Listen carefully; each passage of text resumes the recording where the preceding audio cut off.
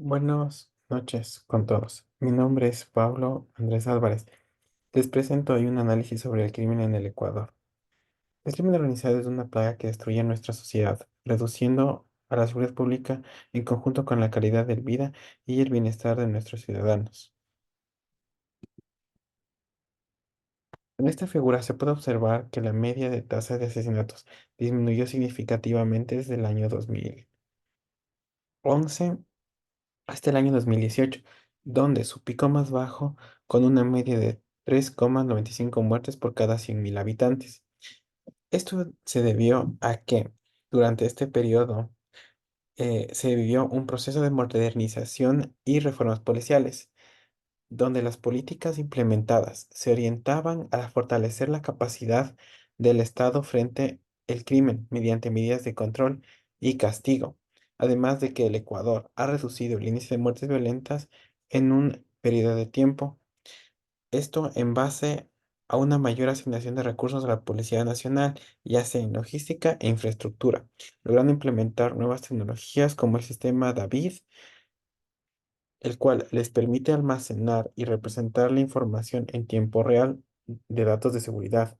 Esto en conjunto con el EQ 911 que provee el servicio de coordinación y atención de emergencias.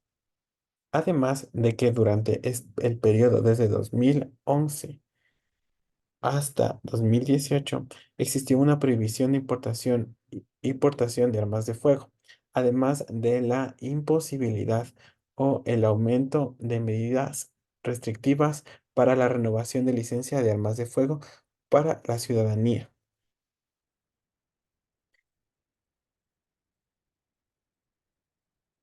Las causas de crimen de aumento de criminalidad. En base a datos similares y a los presentados en la anterior diapositiva, que podemos obtener es que el aumento de criminalidad se fundamenta en la crisis penitenciaria existente que hubo durante los años 2020 y 2021, aumento del nivel de violencia sin precedentes, pues se determina que la violencia penitenciaria es un reflejo e incluso un motor de la violencia fuera de los centros penitenciarios, ya que tanto la violencia como la criminalidad en general del país operan desde ese lugar. También tenemos el incremento de la oferta de drogas ilícitas, ya que el Observatorio Ecuatoriano del Crimen Organizado determinó un aumento en la oferta de drogas, donde el Ecuador pasó de ser un país de tránsito a un país de almacenamiento y de tráfico. También la presencia de grupos de delincuencia organizada en provincias estratégicas, pues se evidencia que las provincias más afectadas con los homicidios, narcotráfico y violencia en general son Esmeraldas, Manabí, Guayas, Los Ríos. Sucumbíos, Santa Elena, Cañar. Estas provincias también determinan zonas logísticas estratégicas para todo el país. Un efecto negativo del PIB sobre los homicidios sugiere que las condiciones económicas generales pueden jugar un papel en la incidencia de crímenes violentos como el homicidio. Y por último tenemos la ineficacia del sistema judicial, pues una baja eficiencia de este en lo referente a la aplicación de la ley y la posterior disuasión de criminalidad provocan el colapso del sistema judicial.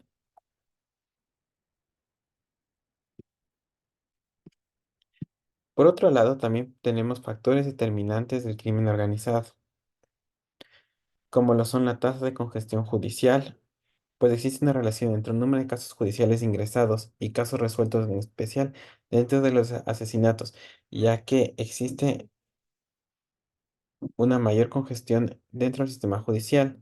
Sí, mayor es la incidencia de asesinatos que se interpretan como una menor eficiencia del sistema judicial y consiguiente se disminuye el efecto de disuasión sobre el crimen. 2. La tasa de pobreza por necesidades básicas insatisfechas. Queda como resultado la incapacidad de satisfacer necesidades muy básicas y con ello aumenta la probabilidad de recurrir a actividades criminales. También tenemos el índice de población penitenciario no sentenciado que aumenta año tras año, ya que hace referencia al porcentaje de la población detenida que aún no ha recibido una sentencia final. Esto se recalca que el sistema judicial es lento y sobrecargado. Por último, tenemos un nivel de incautación de droga. Este factor determina de forma positiva con el aumento de asesinatos, pues si mayor es la cantidad de droga que se incauta, mayor es la tasa de asesinatos, lo que muestra un aumento de actividad delictiva del narcotráfico y conflictos violentos que éstas generan. Si pasamos al aspectos de criminología, como tenemos aquí, la criminología es una disciplina que estudia el crimen, criminales, víctimas. Se fundamenta en la idea de comprender las interacciones entre individuos, grupos y la sociedad en la que viven y funcionan, y cómo estos pueden contribuir a la comisión de delitos. Se fundamenta desde dos perspectivas: el estudio de la naturaleza del crimen dentro de la sociedad y el análisis de los delincuentes desde un enfoque psicológico. En la escuela clásica del derecho penal, de- dentro de la criminología, existen varios postulados fundamentales que destacan su importancia. Estos son un respeto absoluto al principio de legalidad, ya que subraya que todas las acciones del Estado, especialmente relacionadas con el castigo, deben ser fundamentadas en la ley. Base del derecho natural. Se fundamenta en la idea de que existen derechos inherentes y fundamentales, dictados por naturaleza, y que estos conforman la base de las leyes y el derecho penal. Y consiguiente, el derecho de castigar pertenece exclusivamente al Estado, pues es el único que posee la autoridad de imponer castigos, actuando como tutor de legalidad y de orden público. Además, también se considera a las penas, que deben ser sanciones aflictivas, determinadas, ejemplares y proporcionales, y deben de cumplir con requisitos de certeza, publicidad, prontitud, reparabilidad, y su ejecución debe ser inmutable e improrrogable. La finalidad de la pena es la de restablecer el orden social que ha sido perturbado por el acto delictivo, más que simplemente castigar a un individuo.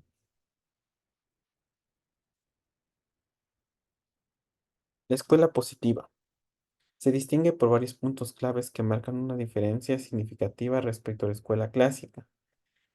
Por ejemplo, se destaca que la existencia real de la escuela, ya que a diferencia de la escuela clásica, la escuela positiva tuvo una existencia con un grupo de juristas que desafiaron la idea prevaleciente de la escuela clásica para imponer sus conceptos. Dentro de ellos podemos destacar a Lombroso, Ferri y Garofalo, que se convirtieron en líderes y sus teorías doctrinarias.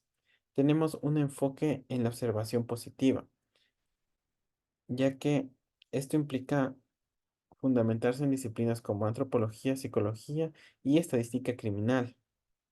También tenemos el fundamento de ciencias humanas y sociales, ya que se entiende que el conocimiento criminal debería fundamentarse en la ciencia como la antropología, psicología y sociología.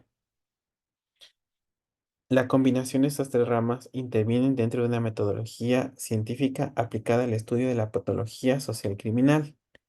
También tenemos la sociología criminal como ciencia sintética.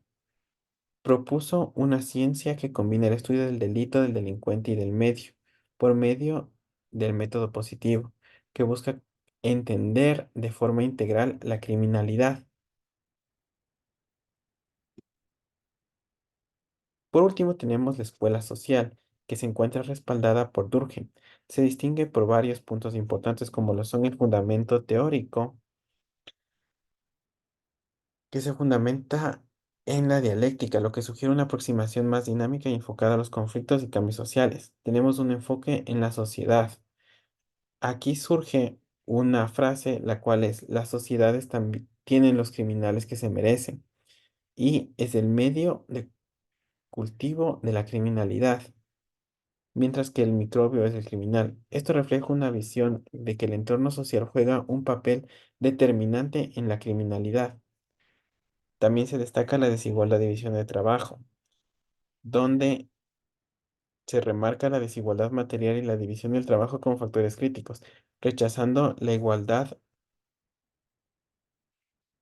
del contorno social. Tenemos también la sociología del delincuente, que parte desde una concepción internalista de la patología individual para incluir un análisis sociológico, considerando la motivación y las circunstancias que llevan a la criminalidad. Y por último tenemos la medición punitiva. Esto analizado desde factores objetivos como subjetivos, reconociendo la atenuación punitiva derivando de ambos tipos de factores. Gracias.